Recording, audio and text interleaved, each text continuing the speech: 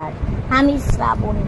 রোজকার মতো আজও আমি এসে গেছি তোমাদের গল্প শোনাতে।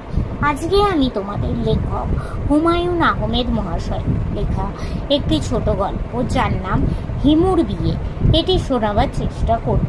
তো বন্ধুরা, তোমাদের প্রথমেই জানাই যে আমি একজন শারীরিক প্রতিবন্ধী। নিজের প্রতিবন্ধকতাকে দূরে সরিয়ে নিজের পরিচয় তৈরি করার লক্ষ্যেই তোমাদের এই গল্প শোনানোর কাজটা শুরু করেছি। এই কাজে আবার সফল হতে গেলে তোমাদের সাপোর্ট খুবই দরকার।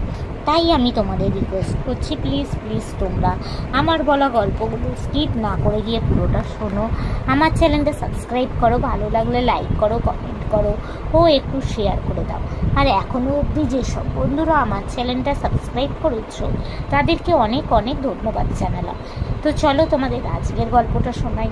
হিমুর বিয়ে, লেখক হুমায়ুন আহমেদ মহাশয়। আমাদের দক্ষিণ